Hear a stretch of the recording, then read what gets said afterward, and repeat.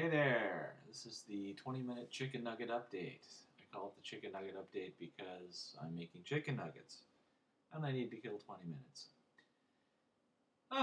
So let's go check the backed up pile of links here. Alrighty.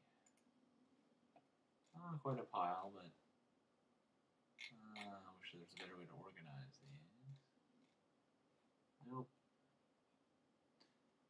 Alrighty. Well, let's just pick different ones here. Music of the Sun recorded by scientists. That was pretty cool. They basically converted magnetic loops. The magnetic loops that kind of loop out of the sun vibrate like strings. So they did some fancy math and converted it to what it would sound like. And it does sound kind of interesting. It does sound kind of, well, it's highly structured, I guess you could say. Yeah, they're really getting to know quite a bit about the sun, since we have finally have some decent modern telescopes actually looking at it and checking it out in various ways. Of course, there's still absolutely no acknowledgement of electricity to go along with the intense magnetic fields. Electric field goes with a magnetic field. That's basic science, but it's taboo to mention, as I've said many times. You cannot mention that. Let's see, let's get rid of that one. Alrighty.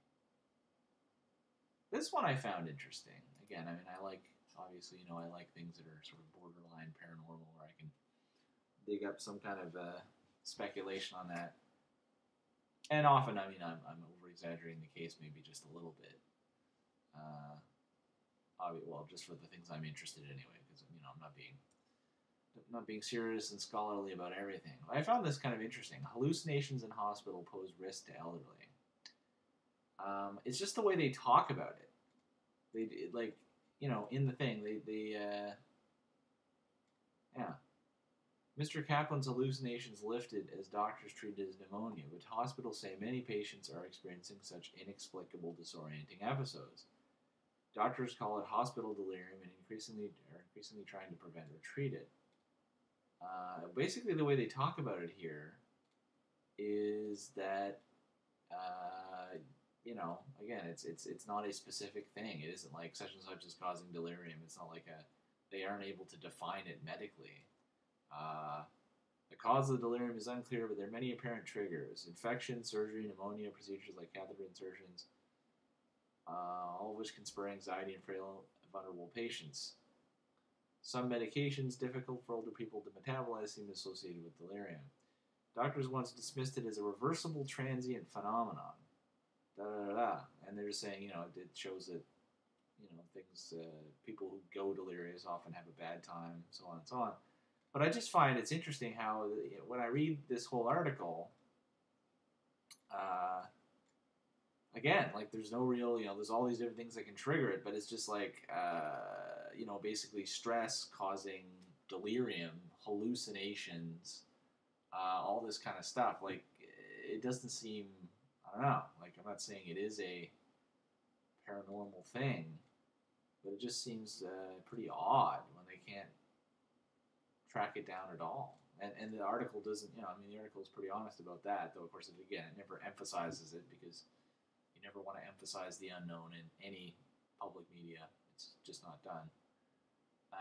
But anyway, so it's kind of like this sourceless delirium. It's just people in hospital are increasingly experiencing delirium. That strikes me as something along the line, in a similar group as the whole thing about the my mind isn't providing placebo. The placebo effect is growing increasingly strong, and they know that, again, it's not like a anecdotal thing. They know it scientifically simply because a lot of scientifically run studies using control groups and so on use the placebo. They know about the placebo effect, and they usually actually have a group just to test specifically for it.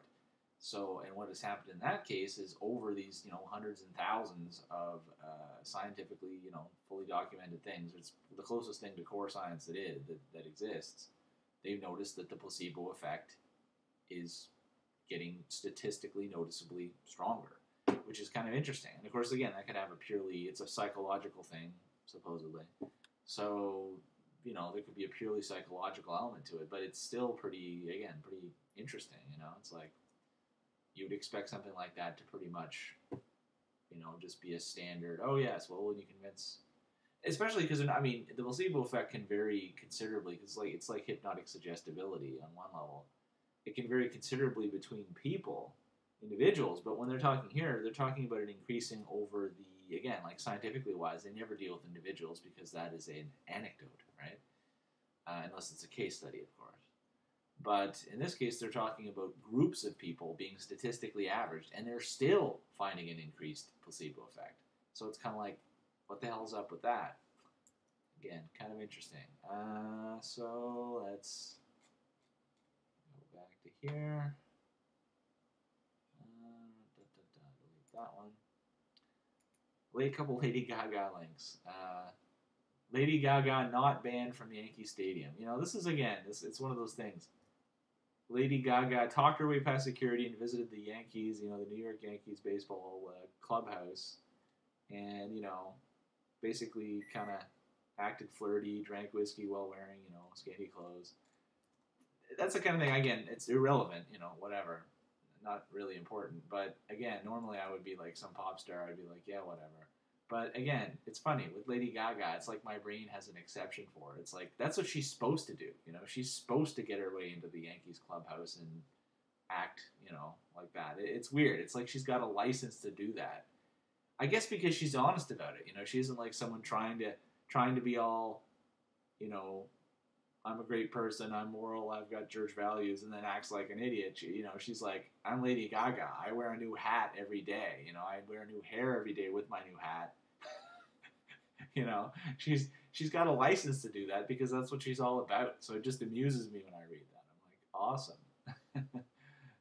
Lady Gaga must follow rules. And I'm like, Lady Gaga doesn't follow rules. That's the whole point of being Lady Gaga. Oh, there's the 10-minute chicken nugget alarm. Just one moment. Chicken nuggets. Chicken nuggets. Doo-doo. And French fries. You gotta flip them over at the 10-minute mark so they don't burn on one side. Alright. Chicken nuggets. Chicken nuggets. Alright. Like that. And put the nuggets. Fries on the plate. There we go.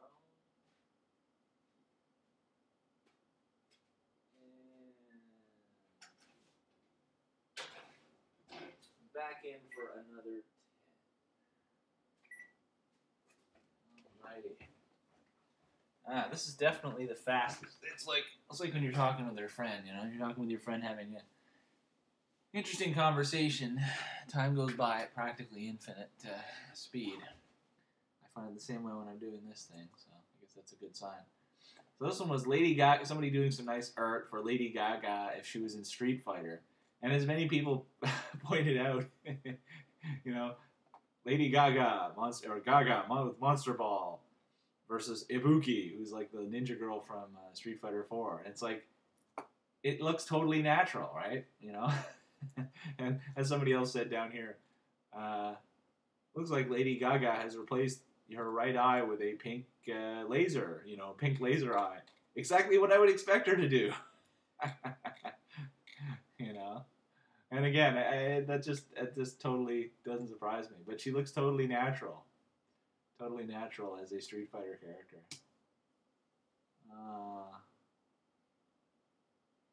Lady Gaga's move list: up, down, hard punch, poker face, back, forward, just danced, down, back, heavy kick, paparazzi. Oh, that's good.